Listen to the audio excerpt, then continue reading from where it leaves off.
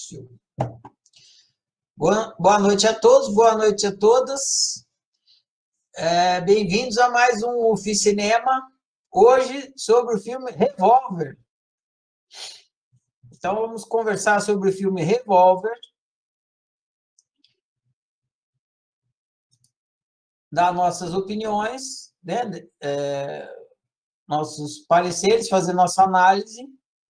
A gente está estudando aqui o filme com propósito autocientífico, usar o filme para a produção de autoconhecimento. Vocês já estão acostumados aqui, boa noite a todos, o Oficinéfilos. Vocês estão acostumados com o funcionamento. O Thiago até já levantou a mão, então vocês vão levantando a mão. Eu vou abrindo o microfone para vocês, vocês vão dando o parecer de vocês, compartilhando a análise de vocês. Aí a gente vai aqui até umas 9h30, mais tardar. Beleza?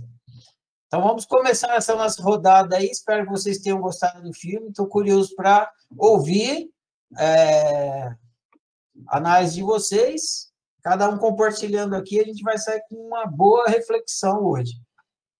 O primeiro que levantou a mão aqui é o Tiago. Então eu vou abrir o microfone para o Tiago. Está aberto, Tiago, pode falar. Passa a abertura aqui da nossa conversa de hoje. Boa noite, gente. Tudo bem? Boa noite, Tiago. Me ouvindo? Eu fiz um texto também hoje, mas eu não, vou tentar não ler. Depois eu coloco no grupo lá. Eu vou usar como referência para não esquecer nada que eu queria falar. Tá ok, manda vir. Beleza. O que eu achei do filme, eu achei uma mistura muito inusitada, né? Porque ele é meio espiritual, né? Ou autocientífico, e meio filme de gangster.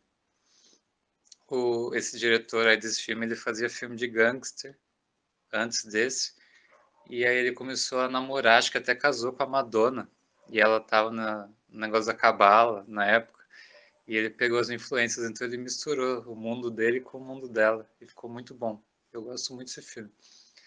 E então ele mostra o pessoal que, para sobreviver no mundo de crime, né, precisa ter a mentalidade da vingança, da violência, da paranoia, né? Ele está sempre olhando por cima do próprio ombro. Precisa ser durão, precisa ser impiedoso, ser cruel e tal. E nesse mundo acaba surgindo, né? Me lembrou do símbolo da flor de lótus, né? Me lembrou em dois personagens. Tem o Jake, que é o principal, né? Mas também aquele... Como que é o nome dele? Deixa eu achar aqui. O cara que nunca erra o tiro lá. Sorter. Que ele começa a errar o tiro porque ele começa a sentir, né? Ele começa a ter sentimentos sobre certo e errado. Eu acho engraçado aquele personagem. Mas fora ele tem o Jake, que é o principal, né? Ele começa o filme preso e que é um símbolo, né, de você estar fechado em si mesmo, estar refletindo, meditando, né, se observando. E ele se desenvolve, né, na prisão. Ele começa a formar estratégias, a estudar, e na verdade ele está desenvolvendo dois lados dele, que são, né, as vozes lá dos personagens, que ele descobre no final que são ele mesmo. Ele está desenvolvendo o lado estrategista, né, racional, intelectual, e o lado trapaceiro também, né, que é do mundo das ruas. São os dois caras lá que acompanham ele. E ele desenvolve esses dois lados, mas ele só tem, né, o despertar mesmo do lado de fora, quando ele está enfrentando aquele dono de cassino lá, Marcher, acho, alguma coisa assim. E é então que ele enfrenta, na verdade, o pior inimigo dele, que é ele mesmo, né? Que ele percebe que era a voz que estava, a personalidade ou mentalidade dele. Então a luta final é daquela cena que ele está preso no elevador, né? Ele no escuro lá e ele com ele mesmo. Essa que é a batalha final que acontece no filme. Não é ele com o Marshall lá. E depois que ele enfrenta, né, essa voz do medo, de um medo que não é baseado, né, no fato, porque ele tem medo de ficar preso no elevador, e ele descobre que ele não estava preso, na verdade, que ele não precisa dar voz para para essa mentalidade, né? Não precisa dar ouvidos para ela. E ele está, na verdade, livre dela, não precisa ser controlado por ela. E ele acaba não tendo medo também do mundo externo, né? Ele está livre por dentro, ele se sente livre por fora. E o que acontece com o Mártir, né? O inimigo dele lá, é o contrário, é o caminho contrário. Ele, na verdade, tem tudo, ele tem uma vida boa, ele é super rico, a sociedade acha ele super bonzinho, porque o cara doou no nome dele lá. Ele meio que ganhou a luta contra o Jake, porque o Jake se rendeu para ele e tal. E mesmo assim a mentalidade dele não deixa ele em paz. Tem a cena que ele tá no quarto lá, todo paranoico, pensando que ele tem que fazer, que ele tem que se vingar e não sei o que, não sei o que. E ele tá rodeado de coisas de ouro, feitas de ouro. Só que ele não consegue viver bem com isso, ele não consegue estar bem no meio de tudo isso. No final, né, ele não consegue suportar essa mentalidade que é tão desgastante para ele, que joga ele para baixo e ele se mata, né? Então é ao contrário do Jake que ele faz, contrastando os dois lados. E outra coisa interessante também é o Sr. Gold lá, que é uma pessoa misteriosa, né? Que comanda tudo, todos os crimes são por causa dele, que é um símbolo de Deus, né? Pelo que eu entendo. E o Jake, ele se torna, né, mais próximo ao Sr. Gold, ou seja, ele está mais próximo da divindade por causa de todo esse trabalho que ele fez nele, desse despertar que ele tem e tudo mais. É isso. Valeu, Tiago. Grato pelo compartilhamento. O gangster lá da Cirola, que fica de cueca, é o Maca. Figuraça. Tem vários personagens sensacionais no filme, né? O Maca é bom demais. Quem é o próximo? Grato, Tiago, pelo compartilhamento. Quem é o próximo que quer compartilhar? Só levantar a mão aí que eu libero. Pô, mais gente, não vacila, não. Vamos que vamos.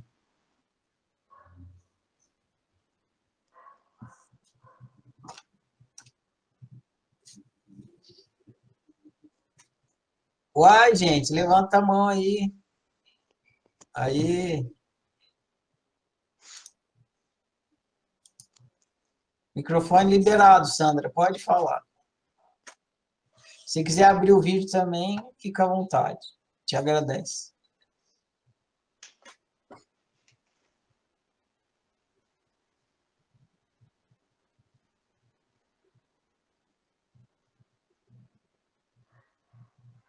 Sandra, você tem que clicar mais uma vez aí para a gente te ouvir. Ele não está te ouvindo. Microfone. Pronto, Isso, agora foi? agora Tá. estamos te ouvindo. Então tá, boa noite a todos. Então, acabei de ver o filme agorinha e o filme é bem metafórico, né? Então, o que ficou claro aqui para mim é que os dois companheiros de cela do Jake eram aspectos dele mesmo, né? Ou seja, ele estava conversando com a consciência dele, o observador, conversando com o personagem. E aí tinha uma parte dele que queria fazer tudo direito, tanto que ele pegou o dinheiro, foi lá, fez doações.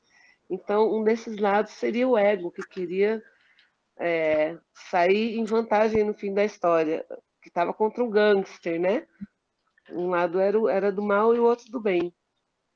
E o conflito todo do protagonista tinha a ver em se reconhecer no meio dessas vozes e também confrontar com o próprio medo dele, né? Ele estava lidando com dois poderes antagônicos, mas no meio disso tudo estava ele, se reconhecendo como humano, até com medo que tenha sido do elevador. E, enfim, é meio confuso, mas eu consegui entender só um pouquinho, foi isso, tá? No final era ele com ele mesmo. Valeu, Sandra. Grato pelo compartilhamento. Vamos ao próximo aqui, compartilhador. Oficinéfilo compartilhador é a Luciana. O microfone está liberado, Luciana. Clica aí e pode falar. Isso. Se quiser abrir o vídeo também, fica à vontade.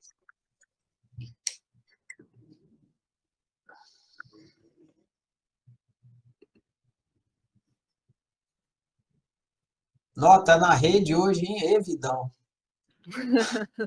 Ainda boa. Boa noite, gente. Boa noite. Eu quero, assim, falar do filme, vou falar, assim, do aspecto que mais me chamou a atenção. Eu achei muito interessante esse filme, gostei demais, demais. E fui anotando, assim, algumas frases e percebendo que, em algumas vezes, eu estava, assim, no lugar esqueci o nome lá dele, do principal, lá do ator principal. Jake Green. Isso, Green. Né, e assim, eu anotei aqui, deixa eu comentar um pouquinho. Eles disseram assim, né? Você escuta essa voz há tanto tempo que você acredita que essa voz, né, é o seu melhor amigo. E eu já tive, assim, nessa situação, várias e várias vezes de perceber isso. Que essas vozes, né, que a gente acredita que é nós, isso que fica dizendo, faça isso, faça aquilo, olha o que te fizeram, olha isso, nada mais são do que pensamentos, né?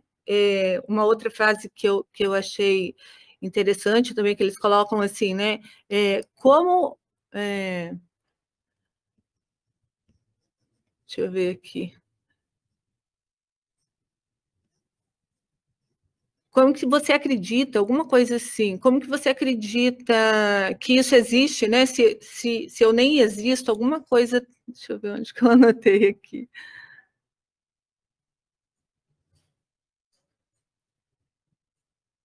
Ai, agora eu não vi. Como estar por trás de toda a dor, de todo o sofrimento, se nem sequer eu existo? Então, eu achei, assim, isso também fantástico, essa frase, né, que foi dita lá no filme. E teve uma vez que eu percebi isso, assim, muito claro.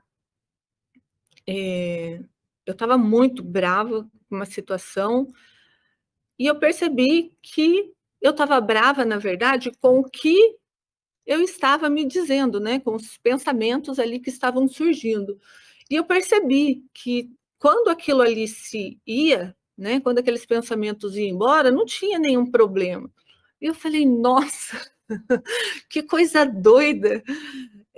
Então, assim, esse filme ele veio me relembrar muitas eurecas, na verdade, assim, que eu já tinha tido. E depois vem aquela cena de que ele está no elevador, né? E que fica uma briga com ele, dele com ele, né? Dos pensamentos dele ali, e os pensamentos dizendo que ele é o melhor amigo dele, né? Onde que você vai buscar, né? Onde que o inimigo poderia se esconder, né? Onde você não poderia imaginar, quer dizer, dentro da gente mesmo. E assim, nossa, a hora que eu assisti essa parte, assim, eu comecei a lembrar de muitas coisas que eu já tinha tido, assim, umas sacadas, e esse filme veio, assim, reforçar e, né, alertar a gente para a gente ficar mais perceptivo, né, quanto a isso, porque o inimigo está aqui mesmo, né, está dentro da gente, na verdade é a gente que dá força e olha, né, para a situação, dependendo da forma que você olha, se você não tem, né, o entendimento. Então, assim, nossa, eu já falei essa semana, né, que eu tô doida para entrar na oficina, porque eu acho que vai ser muito bom, acho que vai ser muito legal, assim. Eu tô amando essa experiência da gente se olhar, da gente perceber, né? Se perceber, se autoconhecer E todo mundo, né, assim, às vezes eu vejo o depoimento de vocês, assim, nos filmes que a gente está assistindo. Nossa, está muito bom esse grupo, estou amando, viu? É isso que eu queria falar. Obrigada. Valeu, Luciana, grato pelo compartilhamento. Vamos ao próximo oficinéfalo compartilhador. Alex Nascimento, o microfone está liberado. Clica, fala, se quiser abrir o vídeo, fica à vontade. E aí? Estão ouvindo? Estamos ouvindo. Então, eu vi o filme tem um tempo já, mas eu não queria deixar de falar por causa disso, porque ele tem uma frase que eu vi nele, que ela é muito, tipo assim, ela é muito forte. Então, tipo, eu vou focar nela, que daí vai sair alguns pensamentos meus. Que a frase é curta, aí eu vou ler ela, que é o seguinte: o maior inimigo se esconderá no último lugar que você procuraria. A única forma de tornar-se mais inteligente é jogando com o adversário mais inteligente. Tipo assim, de explodir a cabeça, né? Essa frase, porque a forma mais eficaz de você ficar mestre em alguma coisa é você ter o adversário mais capaz, né? E o mais capaz de te derrotar, ele tá dentro, né? É onde você não procura, ele não tá fora.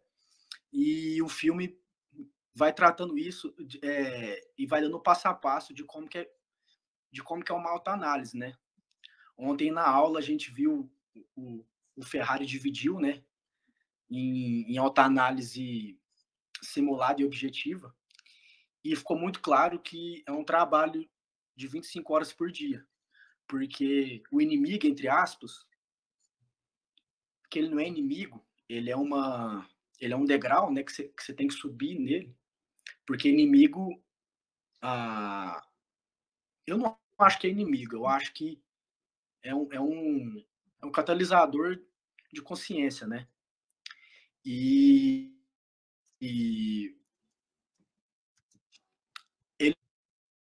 ele sempre chega no nível que você tá.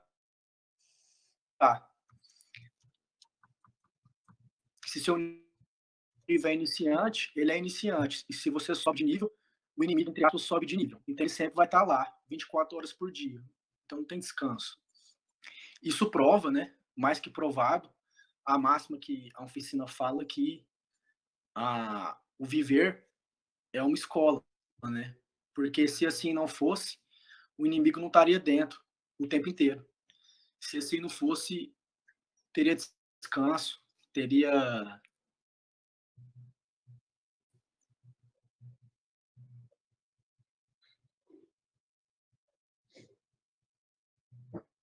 sei lá, teria algum lugar para você ir fora disso, mas não tem. Então isso prova por lógica, né, tipo dedutiva, essa frase que o Ferrari usa, que é de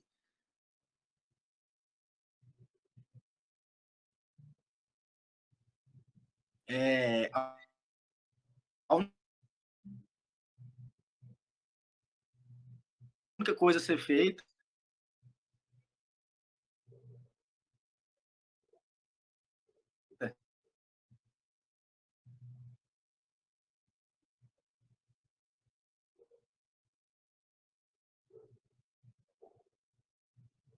E, Alex, congelou sua imagem aí, não está mais te ouvindo.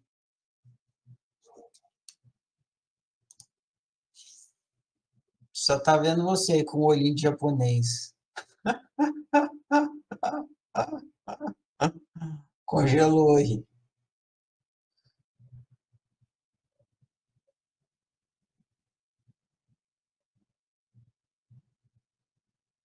Pronto, Alex até caiu. Ficou tão... Daqui a pouco ele volta. Vamos ver se... A hora que ele voltar, a gente vê se ele tem mais alguma coisa que ele quer falar. Quem gostaria de ser o próximo? Levanta a mão! Mãozinhas azuis, mãozinha para cima.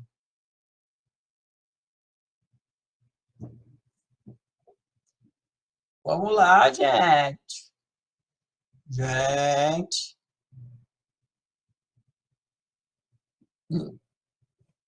Pronto. Natália e Ana Kelly. A Natália levantou primeiro, depois vai você, tá, Ana?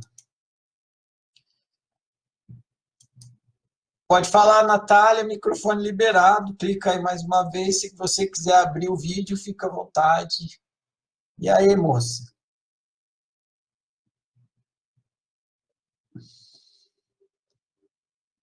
Esse fundo aí tá melhor. Lá a gente está vendo seu guarda-roupa desarrumado. O som não está saindo. Você tem que clicar no microfone de novo para o som sair. Aí, agora sim. Agora foi. E aí, tudo bem? Tudo bom. Boa noite a todos. Vou pegar minhas anotações aqui, vou tentar parar o computador, que eu estou no notebook. Ferrari, eu vou ser bem sincera, assim, não sei se eu gostei desse filme, não. Não que eu não tenha gostado do filme, mas...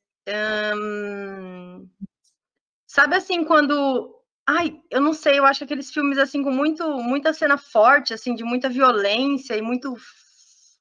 Eu fiquei tentando assistir de milhões de vezes, e aí assisti, né, até o final. Só que, sei lá, fiquei pensando, putz, pra que precisava de tudo isso, sabe? De toda aquela... Mas eu entendo depois, e até hoje a gente estava falando disso no grupo, né, que é tipo, precisa ter esse... como se fosse uma coisa ao extremo, né, para ressaltar, né? Então, as cenas fortes, assim, aquelas cores muito fortes, o vermelho, né?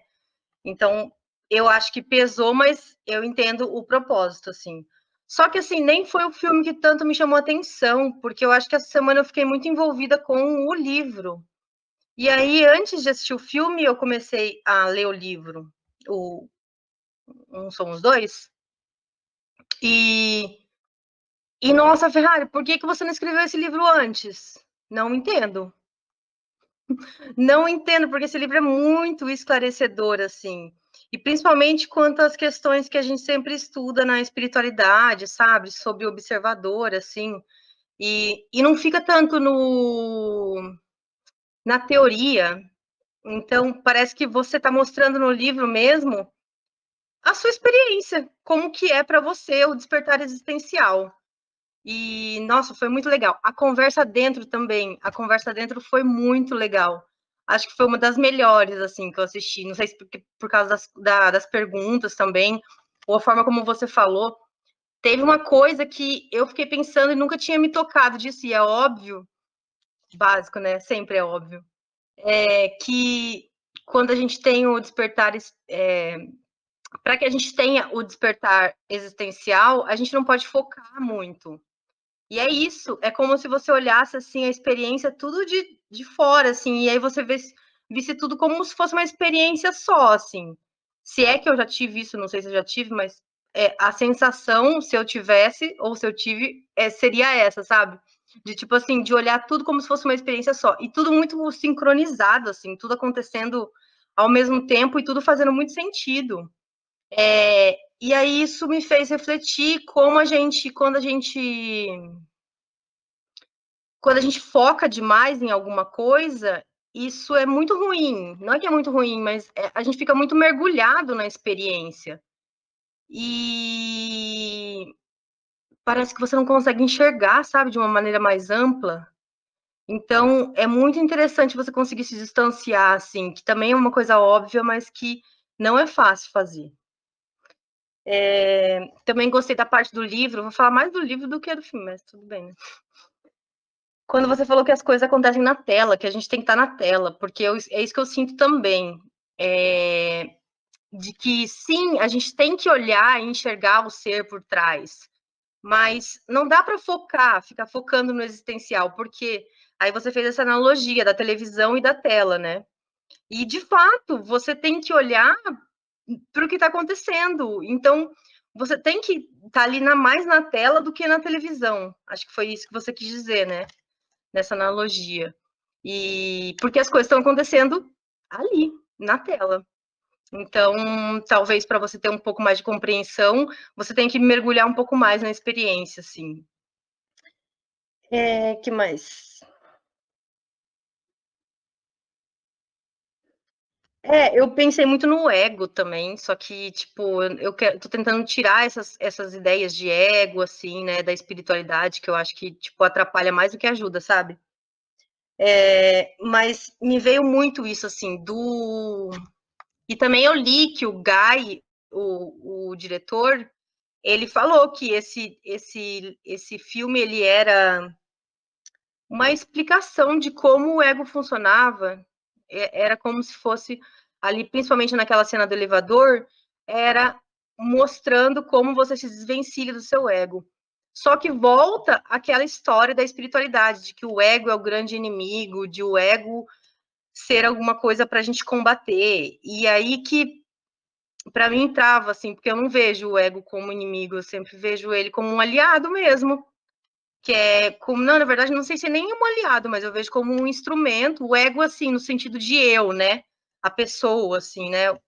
O indivíduo, a individualidade, como uma maneira, a única maneira de se experimentar. Então, necessário, e então é um instrumento, é um aliado. Mas, de qualquer forma, assim, veio muito isso. O que mais?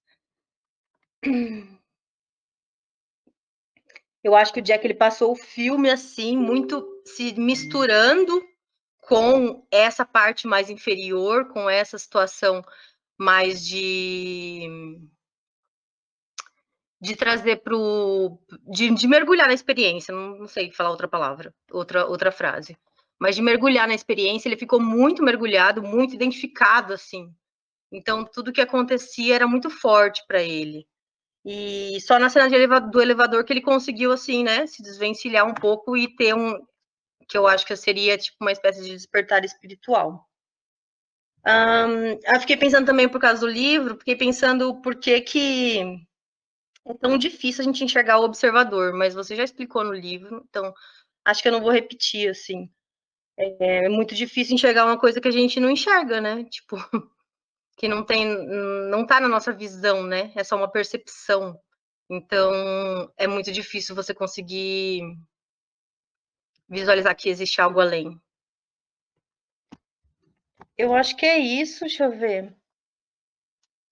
Também anotei que o Jack, ele ficou muito preso na armadilha da fisicalidade, que é isso que a gente faz com muita frequência, assim, sem perceber, de achar que aquilo ali é o único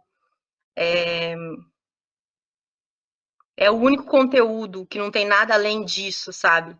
Então, a dificuldade que a gente tem de achar que existe algo além, o ser, né? O observador. E nada nos estimula para isso, né? A nossa ciência não estimula, né? A nossa sociedade. Então, é uma coisa que a gente está descobrindo e é muito recente, assim, é muito nova, porque faz pouco tempo, assim, que a gente está tendo essa visão, assim, né? De que existe algo além. E a experiência do Eckhart Tolle foi muito importante para isso. Eu tinha lido já o livro dele. É tipo um livro para mim que é como se fosse um livro de cabeceira. Eu fico anotando as coisas no livro dele. E essa experiência que ele teve foi muito importante para isso. É como se você conseguisse enxergar além. Não é que você está separado, é que você está além do indivíduo, além, né, dessa experiência aqui. Mas é como você falou, não muda tudo, mas não muda nada. Cada vez mais a gente vê que é isso, assim.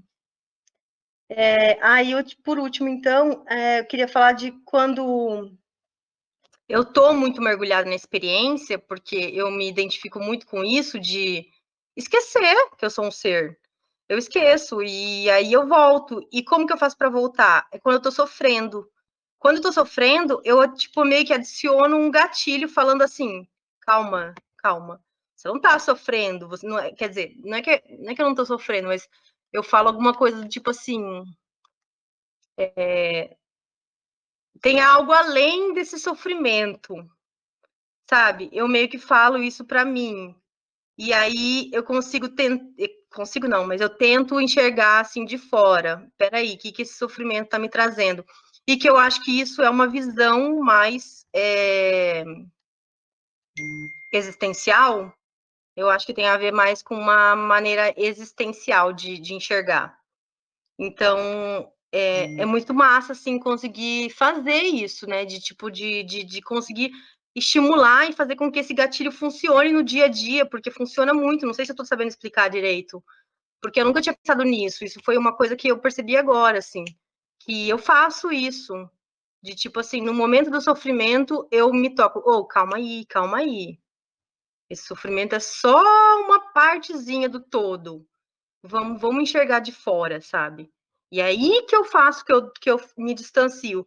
Porque, de forma geral, eu tenho muita dificuldade, acho que muita gente tem dificuldade, né? De enxergar o observador. Então, a gente meio que fica assim, a gente dá um zoom na experiência e fica ali, sabe? Hiperfocada.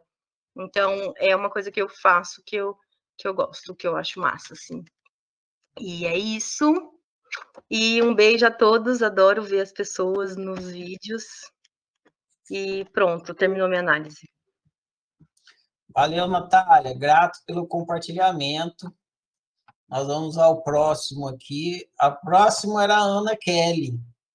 Só que o Alex, eu acho que não terminou de falar. Eu vou dar a vez para o Alex, tá, Ana? Aí depois vai você. Pode falar, Alex. Clica aí. Isso.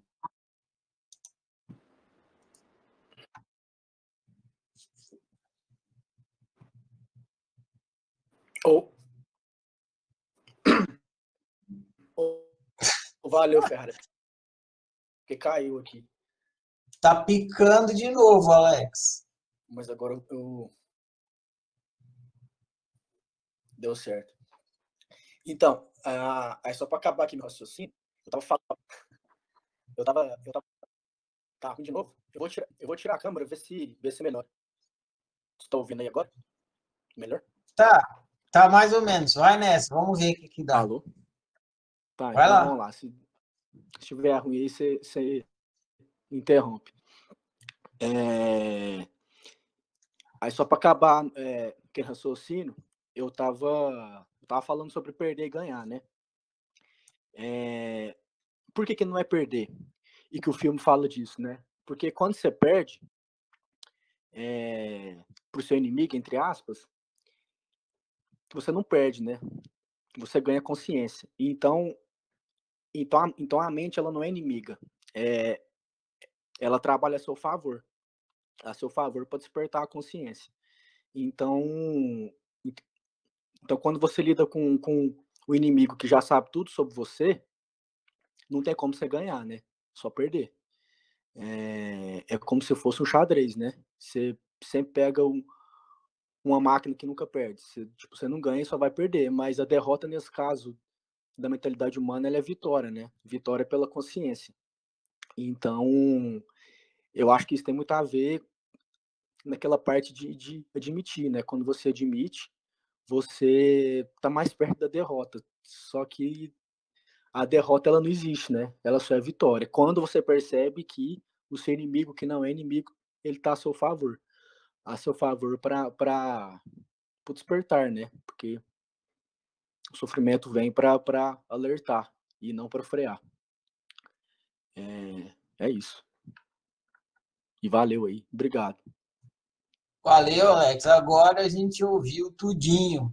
Agora ficou claro e cristalino. Credo. Valeu então aí. Abraço.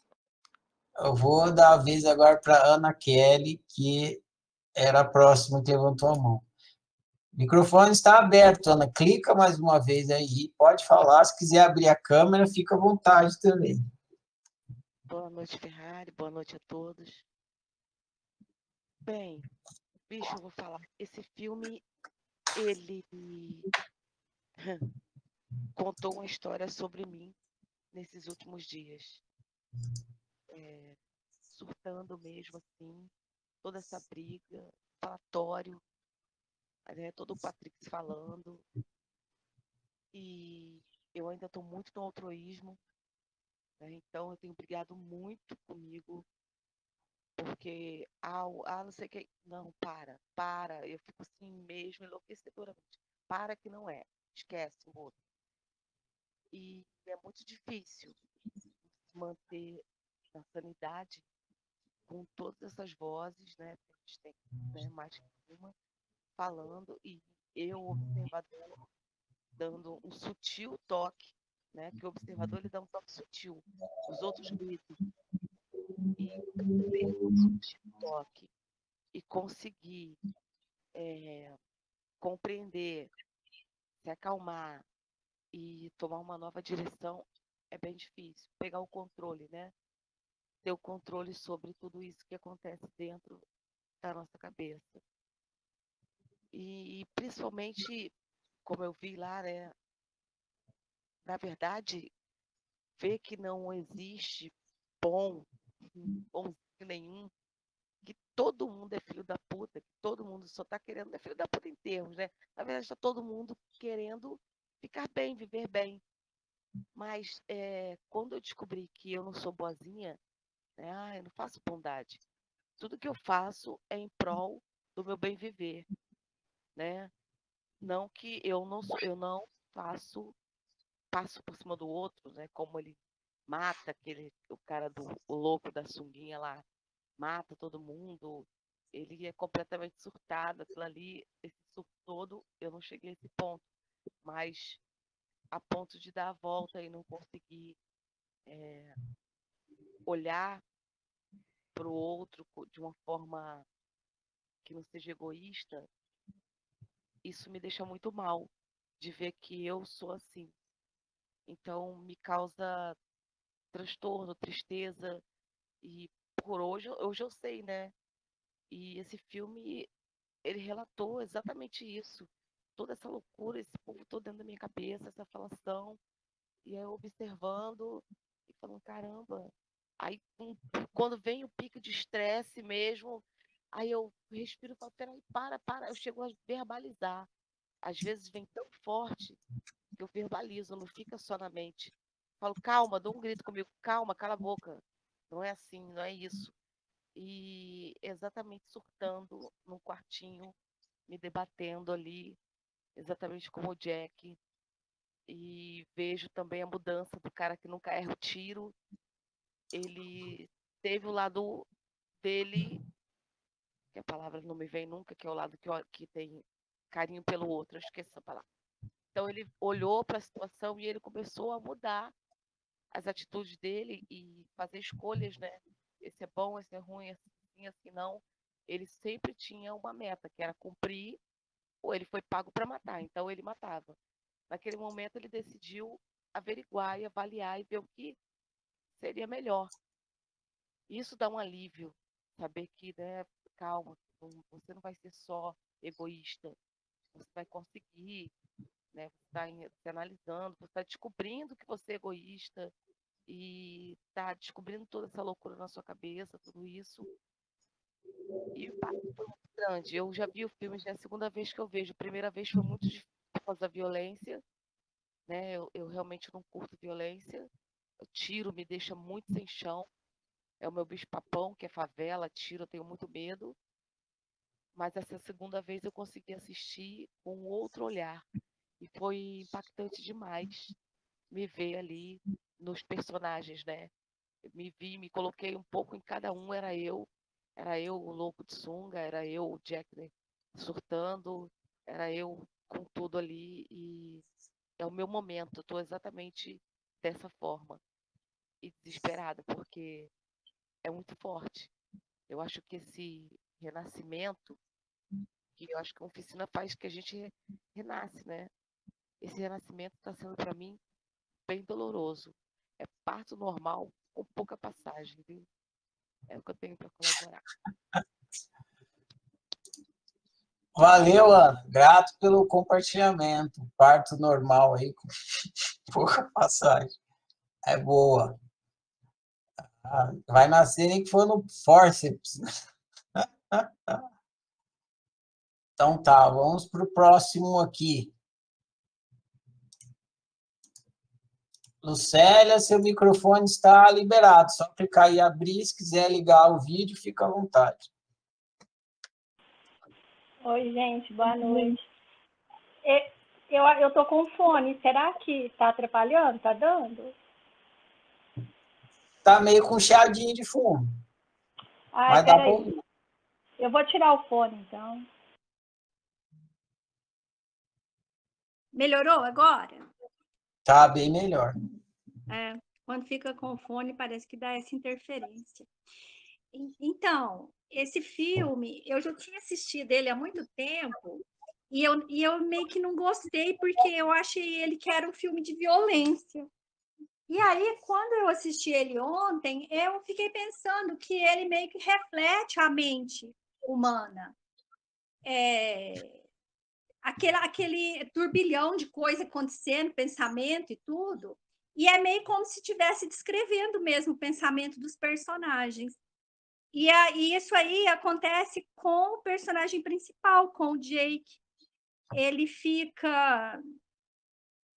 Porque tem um narrador, né, que fica narrando a cabeça dele, e aí eu comecei a ver os outros personagens como se tivesse tudo dançando dentro da cabeça dele. E ele achava que ele tinha um inimigo externo para combater. E aí ele passa o filme todo, né, procurando o adversário para poder vencer esse adversário. E aí ele fala todas aquelas frases lá que ele vai falando ao longo do filme. Só que aí, na hora que ele entra no elevador, ele vai entrar em contato com quem realmente era o adversário dele. Com quem ele ia fazer o jogo de xadrez dele mesmo, porque até então ele acreditava que ele tinha do lado de fora algo para combater. E aí, na hora que ele entra no elevador, que ele divide em dois, aí é a hora que ele sai da ilha e aí ele enxerga a ilha. Eu achei muito, muito representativa. Essa é a cena do filme, né? O resto é vertigem. É doideira mesmo. E assim, é como se assim, aquilo ali é a mente humana, né? Aquele turbilhão de coisa, aquela vertigem, é pensamento de todo jeito.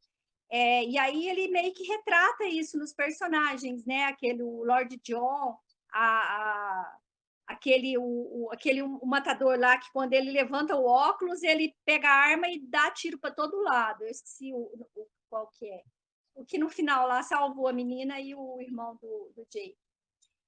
Então eu vi assim o filme, sabe? Como se fosse a minha mente e aquela baderna, e todo mundo achando que tem um inimigo externo. Todo mundo achando que tem alguém para combater, para vencer, né? E aí, aquela frase lá, né? Eu não lembro direitinho, mas assim, onde que o meu adversário esconde, né? Onde que ele está? E aí, ele... Então, assim, o ápice do filme, assim, a explosão do filme é ele dentro do elevador. É quando ele afasta e assiste ele mesmo. E aí, uma coisa assim que eu fiquei pensando, aí tem dois aspectos, né? Tem o aspecto do observador observado, que é quando eu saio da ilha para enxergar a ilha, quando eu sei que eu sou um olho que está vendo tudo, porque não tem como.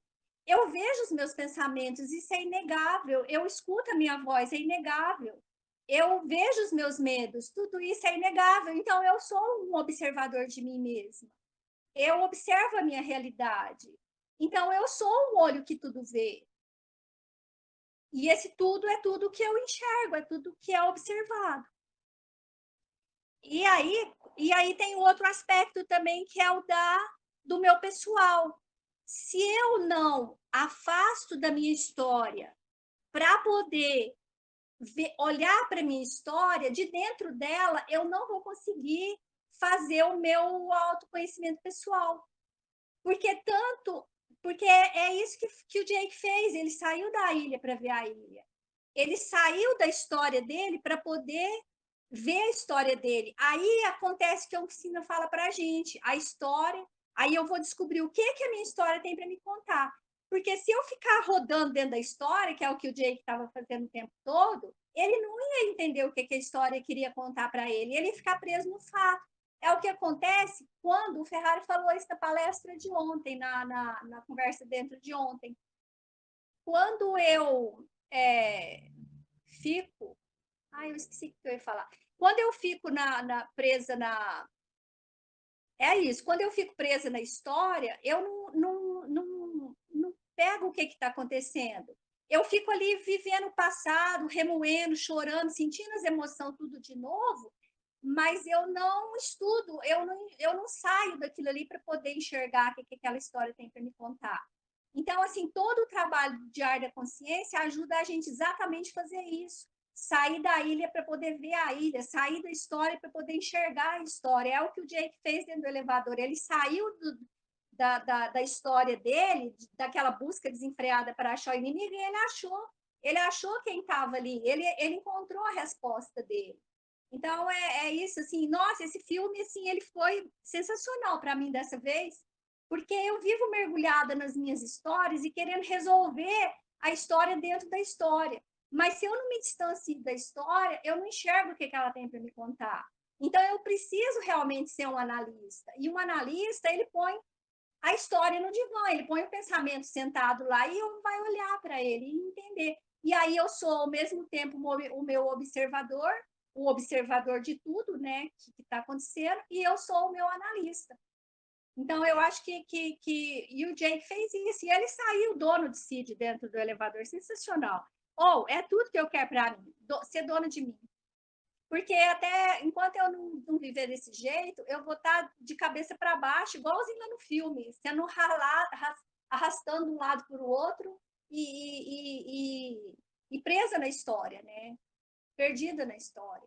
Então, o único jeito de não viver perdido é vivenciando aquilo lá que mostra no filme, no elevador, né? Que é a cena mais extraordinária. E também no livro, o Ferrari colocou lá a cena do pequeno Buda, né? Quando ele entra em contato com ele mesmo. Nossa, aquela cena do pequeno Buda também, ela é muito eloquente, ela é sensacional. Então, é isso, sim. Eu adorei esse filme. Hoje de manhã eu estava correndo e ouvindo a conversa dentro de ontem. Eu fiquei perplexa. Eu pensei, gente, é muito simples a coisa, né? E, assim, é tudo uma questão de opção. Eu quero isso? Quero. Então, assim, então eu vou caminhar para isso. Vai ter hora que eu não vou conseguir? Milhares, a maior parte do tempo. Mas a minha decisão, depois de tomada, é só eu ficar nela. Então, eu fiquei pensando isso para mim, sabe? Porque, assim, eu me perco muito na minha história. E aí eu fico lastimando ela e caçando os meus inimigos. Só que não tem inimigo. Tem ignorância. Esse é o inimigo a ser combatido. Então, eu amei esse filme. E esse livro é um livro muito bacana. Mesmo a conversa de ontem, a conversa dentro, quem não ouviu, super recomendo, porque ficou, assim, sensacional mesmo. Valeu, gente. Um abraço. Valeu, Lucélia. Grato pelo compartilhamento. É preciso sair da ilha para ver a ilha. Eu adoro essa frase. Se não me engano, é do Saramago essa frase. Quem não falou ainda e quer compartilhar, só levantar a mão, Zita. A Zuzita. Aê, Mari. Aí sim, Mari. Boa noite, Mari. Clica aí mais uma vez para abrir. Se quiser abrir a câmera também, fica à vontade. Oi, dá para ouvir? Estamos ouvindo, Mari. Boa noite.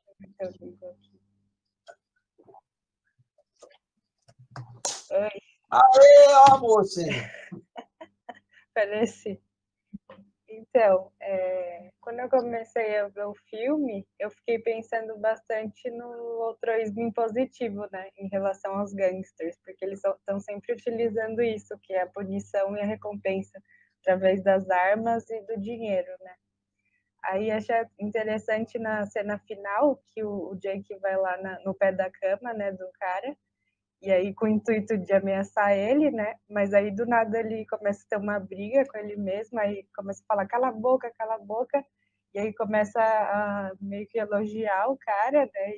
E o cara não estava entendendo nada do tipo, o Jake de repente se liberta daquela briga e sai do quarto, né? E aí quando ele entra no elevador, depois o cara tá apontando a arma para ele e ele não tá mais com medo, né? Porque ele se libertou daquela briga. E o cara começa a tremer e começa a sair a lágrima, né, do olho dele e começa a falar: tenha medo. E o Jake tava assim impassível, né? Igual o Buda lá no que tem o vídeo no texto. E aí o que aconteceu? Que o cara que estava apontando a arma não conseguiu utilizar o altruísmo impositivo dele no Jake, né? Então ele ficou numa posição de destruído.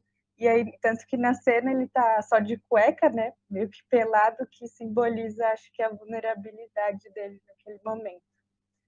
E eu me identifiquei muito na cena final que ele tá no elevador, né?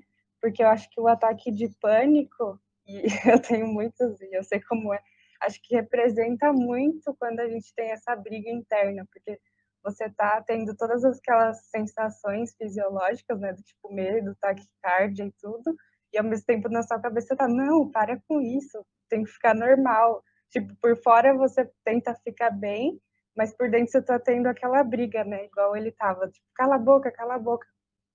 E é bem complicado. E depois que eu li o texto, eu cheguei na conclusão que o difícil não é perceber e observar o ego. O difícil é o observador ficar impassível diante das experiências do observado. É isso. Legal, Mari, bem bacana. Valeu. Grato pelo compartilhamento. Obrigada, boa noite.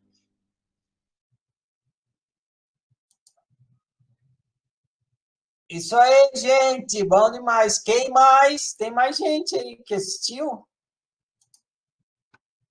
e quer compartilhar a sua análise? Alguém mais?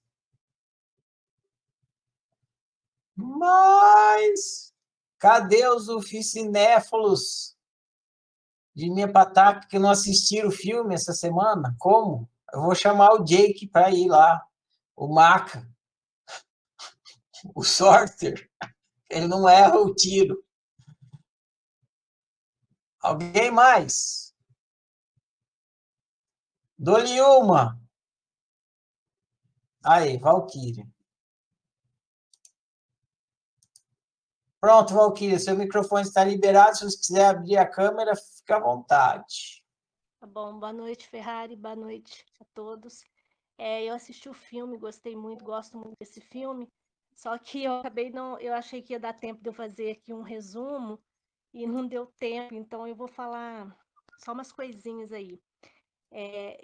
Inclusive, esse filme me lembrou muito a cena do Matrix, onde o Neo observa as balas vindo, né, caindo, uma chuva de balas, e ele fica observando a bala, e as balas caem no chão, ele pega uma das balas e, assim, olha todos os lados da bala e tal.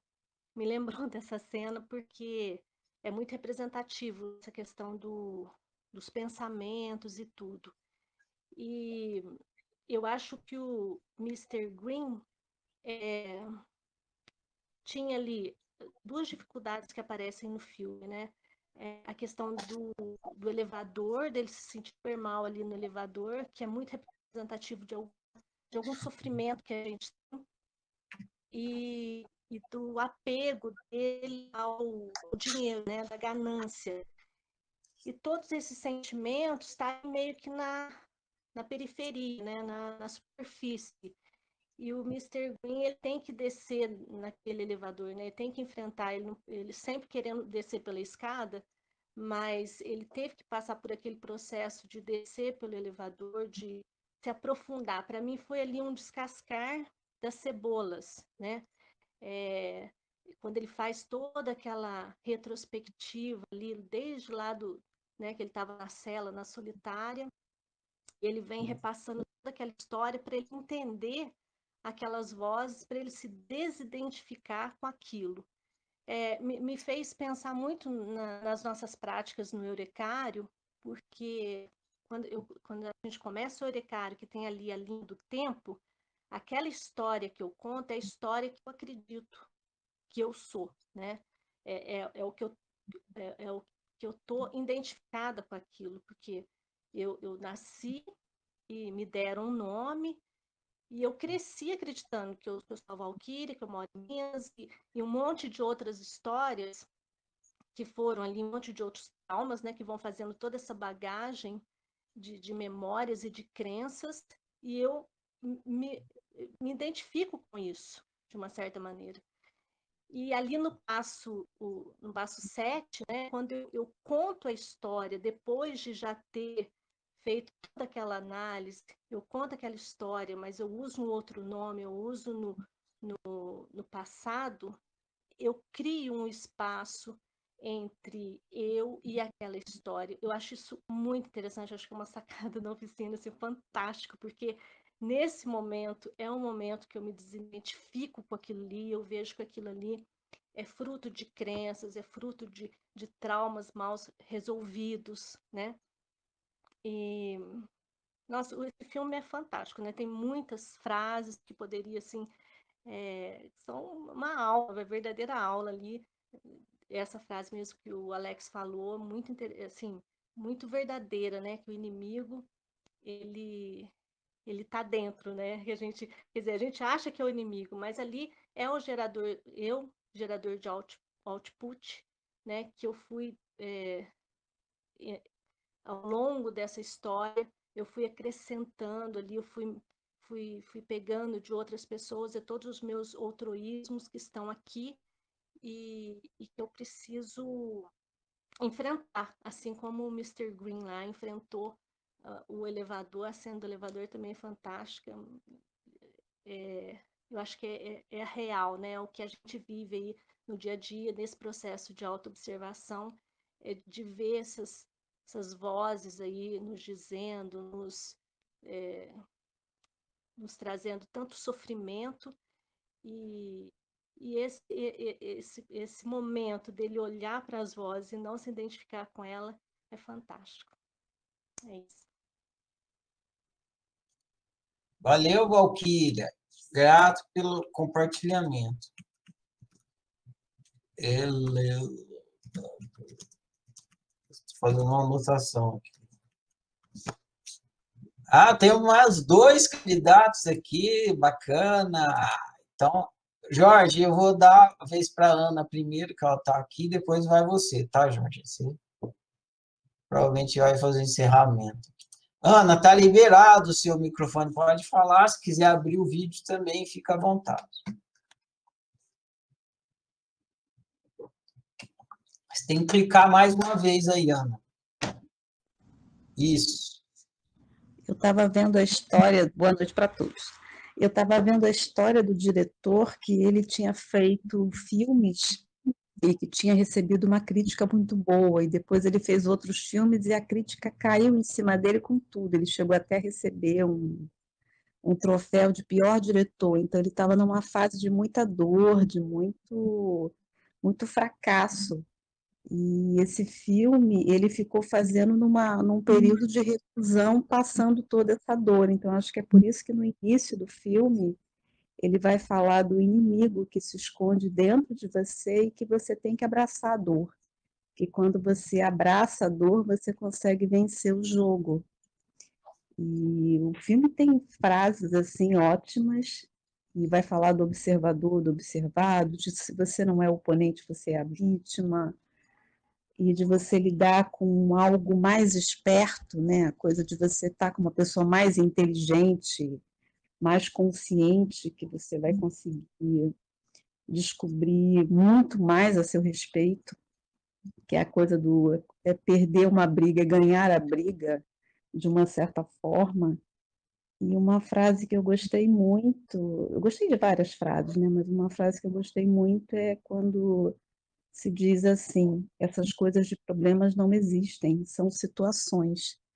E isso está se tornando cada vez mais óbvio para mim, que o problema está lá, mas quando você entende como é que você pode colocar o olhar do observador e do observado, muda completamente o sentimento que você tem ali, a dor que você está sentindo, ela desaparece, ela volta a aparecer, conforme você vai lidando com esse olhar do observado e do observador.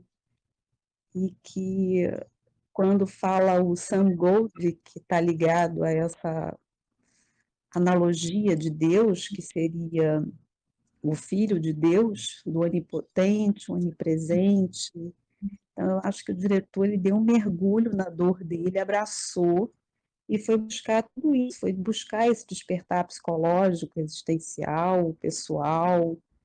E o filme é muito rico, é um filme para você ver várias vezes, que vão cair várias fichas.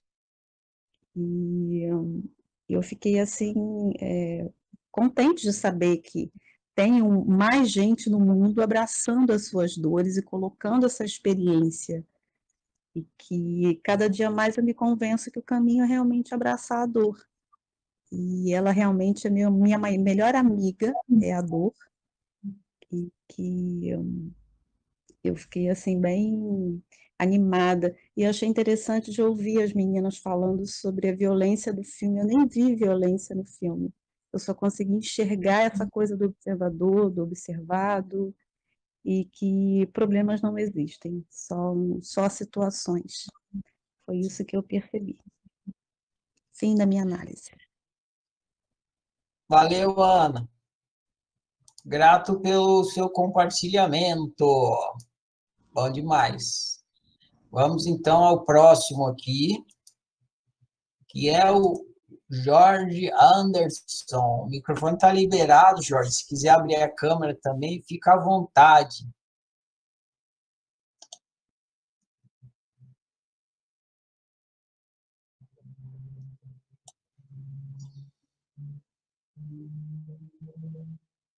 Seu microfone está, nós não estamos te ouvindo, não. Você está falando? Alô, Aí. me ouvem?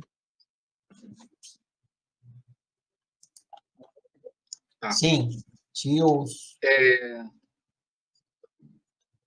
Eu assisti esse filme há muito tempo atrás e eu lembro que na época eu fiquei muito encasquetado com quem seriam os dois caras lá, né, os parceiros de prisão. E eu aí deixei de lado e não consegui pesquisar e entender melhor. E aí, para variar, assisti hoje de novo rapidamente e não consegui esclarecer isso. Mas, com tudo que foi falado, né, eu fiquei pensando em várias coisas. E uma delas é a conexão do livro da semana, como eu falei até ontem também, com o livro Quem, né, que ele fala dos fariseus.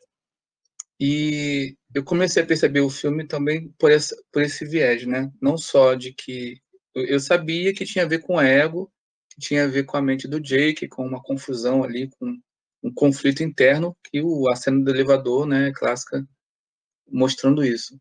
Mas quando eu percebi essa coisa do jogo, né, que o Sorter ele fala para a menina, né, isso é um jogo de adultos, tal. E o tempo todo xadrez, jogo, tal. E aí tem o filme é totalmente metafórico, mas, né, eu achei, como a Natália falou, né, ele é um pouco pretensioso, ou às vezes um pouco demais pretensioso, no sentido de eu quero fazer um negócio bem cabeça, eu quero fazer sabe, uma coisa super labiríntica, né? E aí você tem que assistir e depois ir procurar alguma coisa na internet. Mas beleza, eu gosto, assim, só que eu não consegui fazer essa pesquisa, entendeu? Mas a contribuição que eu quero dar é o seguinte, a metáfora do sonho, eu acho que cabe muito ali, porque, e aí faço a conexão dos dois livros, né, do Um Sou Dois e do Quem. Porque no sonho, quando você está sonhando com uma galera assim, de 20 pessoas, todos ali são você. Né? Então, se você sonha com seus irmãos, seu pai, como eu já sonhei várias vezes, todos ali são eu. Né? E ali cada um tem a minha visão de como são aquelas pessoas, não são as pessoas. E é a mesma coisa que acontece na nossa experiência. Né? Então, o pessoal falou muito sobre isso, né? A interpretação que eu dou. A Val falou uma coisa bem interessante também, que na linha do tempo, quando a gente conta a história, é a minha versão. De repente eu chamasse a minha avó, meu pai, meu tio para contar a minha história, seria totalmente diferente. Né? Qual a versão verdadeira? Aí volta lá, né, no Ilha do Medo, Metrô de Pi. Às vezes você esquece coisas que aconteceram, tem aquela coisa do trauma que você também, né, prefere não encarar. Então, voltando na questão do sonho, ali são muitos, né, e todos eles são eu, são a minha mente ali fragmentada. E ali, essa ideia do ego game, ela está muito presente, né, como eu disse. Xadrez, a questão do bandido, do mocinho, que se confundem. Então, isso ficou legal no filme. Acho que é uma metáfora legal. E a referência, né, essa lucidez, quando você consegue fazer esse trabalho de autoobservação. E aí o observador, né, ele que é impassível, que permanece, que não se afeta, né, ele começa a atuar ali dentro, então as coisas ficam muito mais interessantes. E a referência lá do livro ao filme, né, O Pequeno Buda, é fantástico, porque tem até uma coincidência, né? A mesma cena, quando o Buda está lá recebendo as flechas e transforma em flores, pela lucidez dentro do sonho que ele alcançou, é o mesmo ator, é o Keanu Reeves, que faz a cena das balas em Matrix.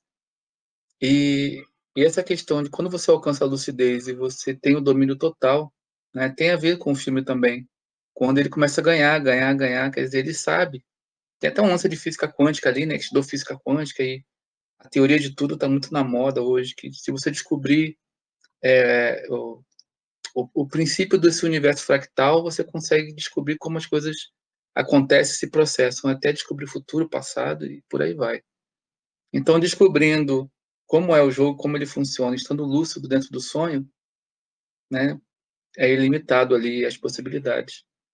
Então, o filme tem esses dois lados, mostrar o conflito entre os eus fragmentados, não só o ego do Jake, mas ele representando todos esse, né, o bandido, o cara que atira, a criança, e todos ali, né, todos ali são eles, são um grande jogo, o ego game, e o lado da lucidez, quando o observador ele toma conta, né? Ele se vê lúcido ali naquele grande sonho. Então acho que é uma metáfora legal para a gente refletir.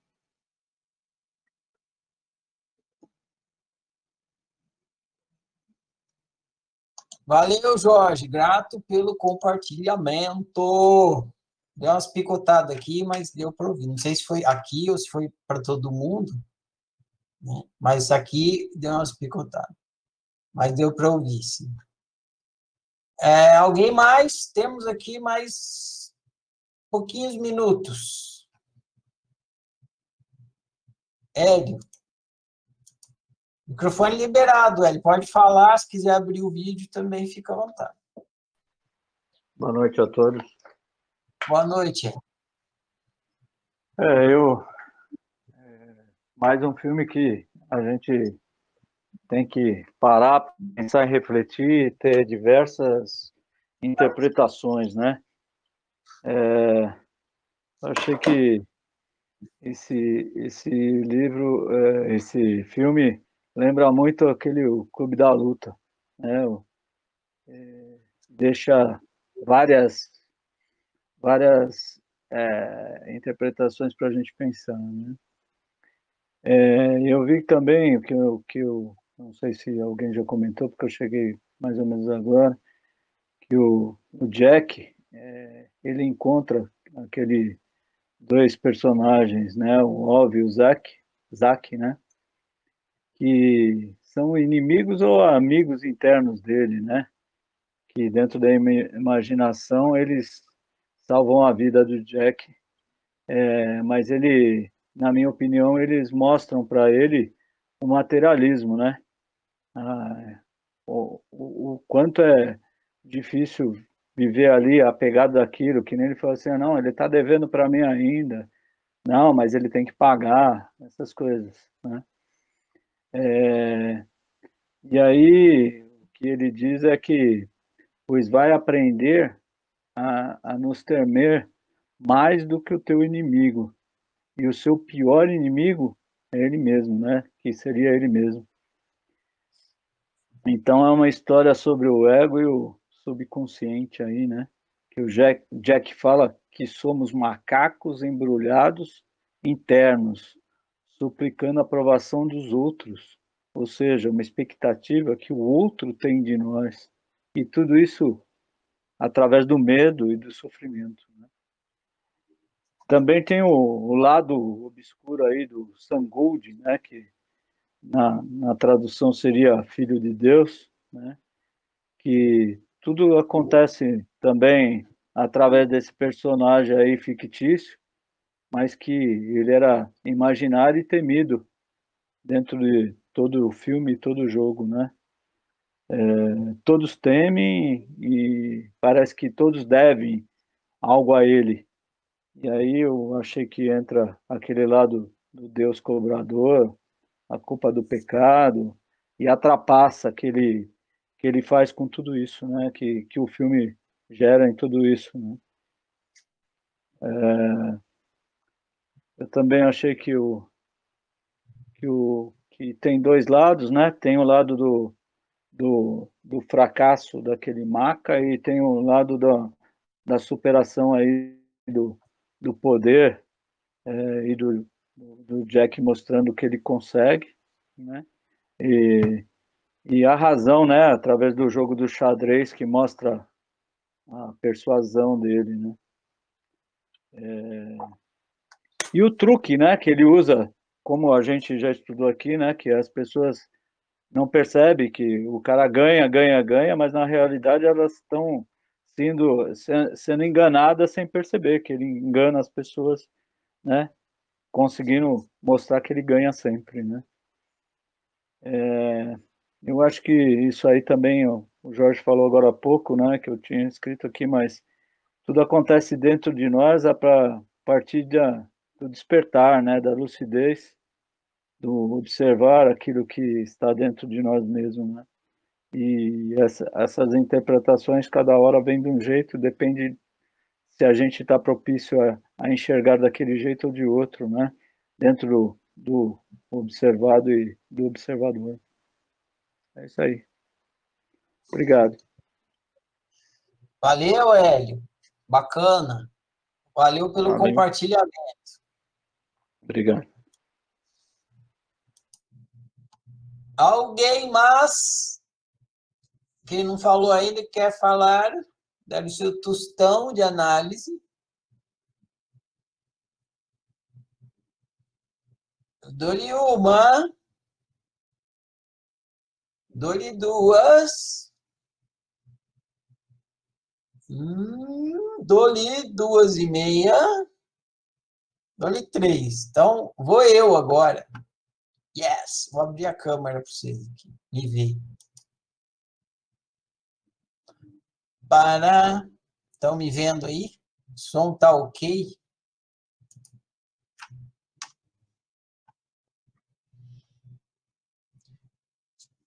Muito bem, gente. O filme tem muitas maneiras de analisar, como todos, né? A gente pode pegar um filme e analisar de várias maneiras, relacionar ele com diversos livros. Mas eu relacionei ele com o livro 1 Sou 2. Então, a minha análise é nesse sentido. A primeira vez que eu vi esse filme, eu não acreditei. Falei, nó, tiveram a manha de fazer um filme bacana.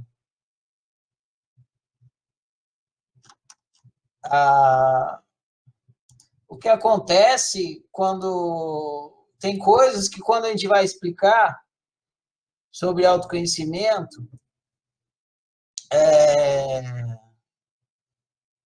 a gente falta recurso didático para a explicação. E o filme, quando tem um filme assim que mostra na tela com recursos de narrativa e de audiovisual, ajuda demais. Então, por exemplo, quando o filme põe o narrador, que é a voz dentro da cabeça da pessoa, você não tem uma... Por mais que você explique uma coisa para o aluno, você vê um filme mostrando uma voz dentro da cabeça da pessoa é muito mais explicativo do que eu pegar e explicar que tem uma voz dentro da sua cabeça. Aí você vê o filme, você vê, pô, aquela voz que está ali na cabeça do personagem do filme está representando a voz do meu pensamento aqui e tal. Então, tem alguns recursos nos filmes que são hiperpedagógicos, que nada que um professor faça vai conseguir explicar melhor do que um filme mostrando ali. E ainda o ator está representando como se fosse uma pessoa e tal. Então, esse filme faz isso. Ele mete aquele narrador lá que está dentro da cabeça, que é a voz do pensamento, né?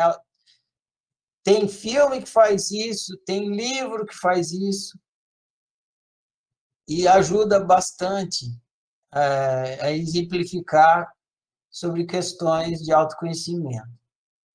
Então, esse é um dos motivos que eu escolhi esse filme, que ele usa esse recurso e ajuda a gente a entender questões da autoobservação. Eu escolhi esse livro porque está ligado ao livro Um Sou Dois, que trata da questão da autoobservação. Então, quem assistiu o filme, pensando que o filme mostra questões, está mostrando ali, está relacionado à questão da autoobservação, assistiu o filme com o propósito que ele foi indicado. O meu texto, então, eu vou ler aqui a minha resenha que eu escrevi. Ela é mais curta hoje. Ela trata da questão da autoobservação, que é o motivo de eu ter relacionado esse filme com o livro Um Sou Dois, que é o passo que a gente está no ciclo de estudos agora. E, para quem não sabe, eu acho que todos vocês aqui sabem, né? O ciclo de estudos está no finalzinho, é o penúltimo passo, e a gente está lendo 3 livros finais que é para preparar quem está no ciclo de estudos para entrar na fase de prática. Então, a reflexão sobre o processo de autoobservação, como que executa, é muito importante, porque os alunos que estão terminando o ciclo de estudos vão entrar na fase de prática, eles vão estar praticando autoobservação e autoanálise. Então, é muito importante. Então, é importante, para fazer o processo de autoobservação, entender a questão do observador e do observado, que é o que trata no livro Um Sou Dois. Muito bem, dito tudo isso, eu vou aqui a leitura da minha resenha. O título dessa minha resenha é Acorda, Observador, com ponto de exclamação no final. Acorda, observador. Análise autocientífica do filme Revolver. Observação é a base de todas as ciências. O que muda de uma ciência para outra é o objeto observado. Por exemplo, o objeto observado da fisiologia é o corpo. O objeto observado da biologia são as células. O objeto observado da química são as moléculas. O objeto observado da astronomia são os astros. E assim por diante. Não tem ciência sem observação. Não tem ciência sem observação. Porém, não tem observação sem observador. Não tem ciência sem observação. Mas não tem observação sem observador. Observação sem observador seria como fotografia sem câmera. É impossível. Na ciência, o observador é o ser humano. ou seja, o cientista. É o biólogo que observa e estuda as células. É o químico que observa e estuda as moléculas. É o físico que observa e estuda os átomos, etc.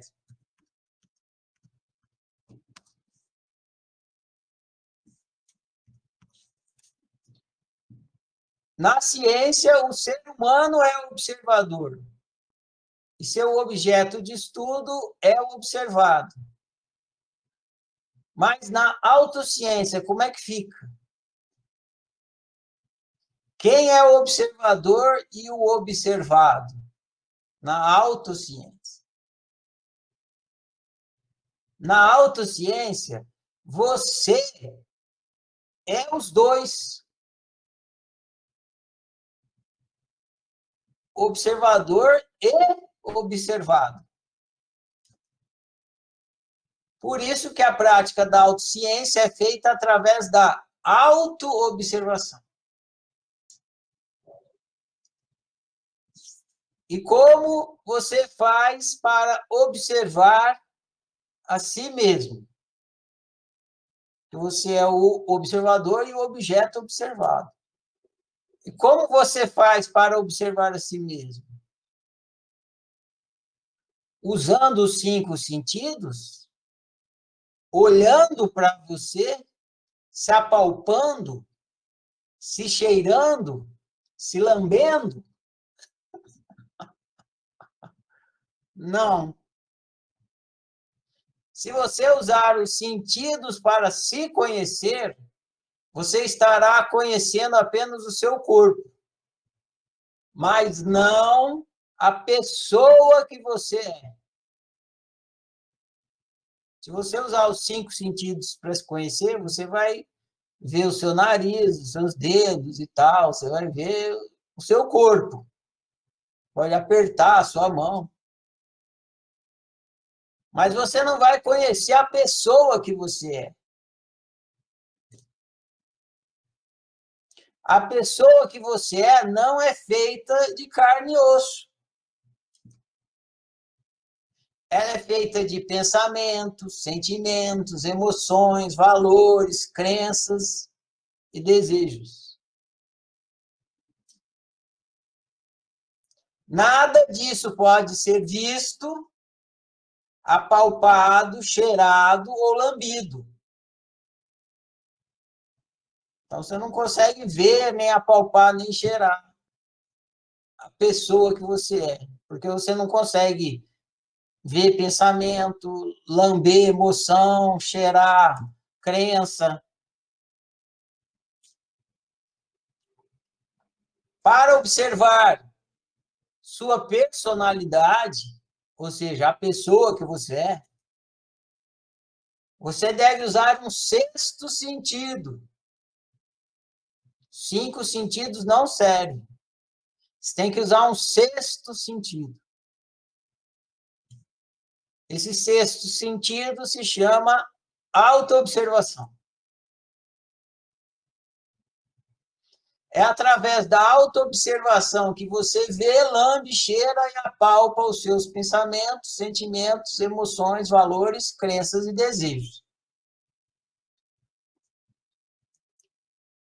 Você está constantemente ciente dos seus pensamentos, sentimentos, emoções, valores, crenças e desejos. Então, você está constantemente em autoobservação e constantemente ciente de você observado. Então, atenção aqui que está o pulo do gato. Vou ler de novo. Você está constantemente ciente dos seus pensamentos, sentimentos, emoções, valores, crenças e desejos. Então, você está constantemente em autoobservação e constantemente ciente de você observado. Porém, raramente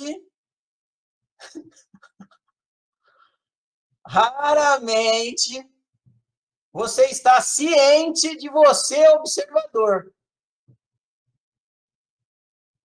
sem o qual a observação do você observado não seria possível.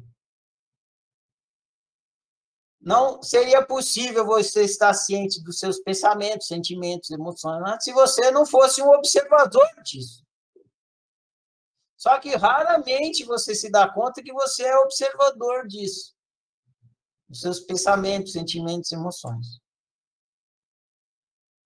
Você fica experimentando, só que você não se dá conta que você está experimentando. Você não se dá conta que você é o observador. Se não existisse você, observador, podia acontecer sentimento o que fosse, você nem ia saber que existia.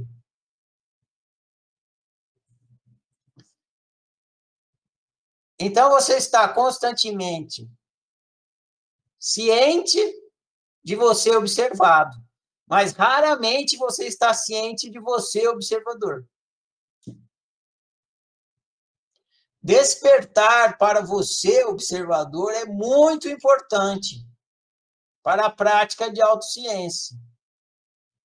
Possibilita que você observe e analise a si mesmo, ou seja, você observado, a pessoa que você é, com imparcialidade, com a imparcialidade e o rigor que toda investigação científica precisa ter. Então, vou repetir isso aqui. Despertar para você, observador, é muito importante para a prática da autociência. Possibilita que você observe e analise a si mesmo com a imparcialidade e o rigor que toda investigação científica precisa ter. Possibilita também que você fique em paz com o que você está observando em si mesmo. Você fica em paz com o que você está observando em si mesmo. Mesmo que desagradável, mesmo que doloroso. Quando você está consciente de você, observador, mesmo que o que você está vendo em você é desagradável e doloroso, você fica em paz com aquilo. Por fim, despertar para você, observador, mata seu velho entendimento sobre quem é você e produz um novo entendimento. A vida e o jogo de viver muda completamente, sem que nada mude. Naquela velha frase, tudo muda sem que nada mude. É isso que acontece com o protagonista do filme Revolver, quando ele entra no elevador. Jack Green encara seus medos. Pá. E, ao fazer isso, desperta para o observador que é. O resultado é que tudo muda sem que nada mude. Por isso que ele fica ali naquela... Sai do elevador como se ele fosse um Buda, né?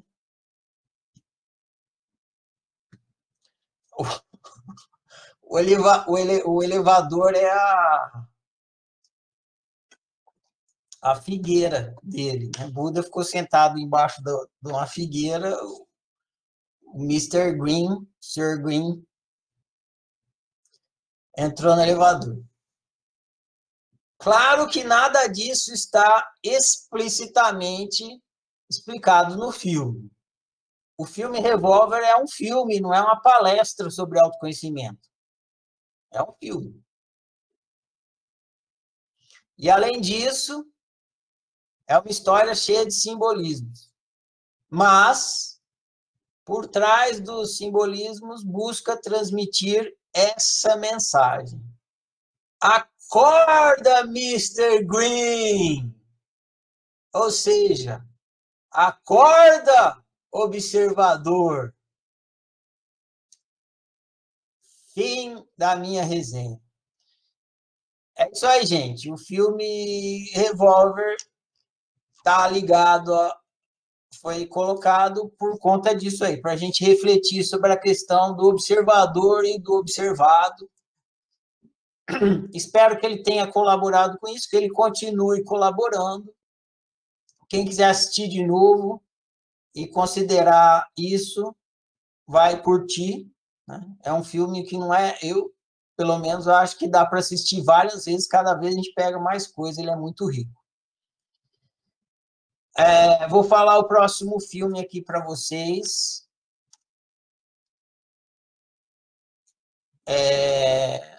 Porque o título é Revolver. Boa pergunta, Thiago, não tenho ideia, não. Ninguém comentou, eu não tenho ideia também. Vou falar o próximo filme para vocês. Agradeço a colaboração de todos aqui, agradeço mais essa rodada aqui de Unficinema. Quando o filme assim é muito metafórico, fica mais difícil de analisar, né? Mas beleza. Esse próximo filme que a gente vai assistir, ele não é metafórico, ele é uma história, assim, dessas histórias comuns. Mas ele é meio documentário, assim, porque ele vai contar a história de um personagem que realmente existiu, então ele é tipo aqueles filmes históricos, que conta a história baseada em fatos reais. E como o próximo livro que a gente vai estudar no ciclo de estudos é o livro Pensamento no Divã, que trata da questão da autoanálise, então o próximo filme que a gente vai assistir é Freud, Além da Alma, que é o pai da psicanálise. E o filme vai contar a história da criação da psicanálise, contando a história do Freud. Quem não assistiu, é imperdível esse filme, então vai ter a oportunidade de assistir. Freud, Além da Alma. Amanhã eu posto o link do novo filme, posto as perguntas aí, vocês... a gente vai esticando a conversa aqui no grupo do Cinema. Então é isso, meus caros. A grande alegria aqui estar com vocês mais uma vez, foi muito bacana, mais essa rodada de Unficinema, vida longa Unficinema. Vamos para a próxima rodada. Bom demais. Boa noite para nós tudo. Eu gravei aqui porque a pedido da Natália, eu vou postar logo que eu terminar aqui o áudio aqui no grupo, na sequência. Se vocês falarem, não quero que publique a minha fala, vocês escrevam aí, falam para a Natália, que aí ela não, sei lá, ela vai se virar aí, não sei o que ela vai fazer, tá bom? Então tá, gente, boa noite para nós tudo, prossigamos.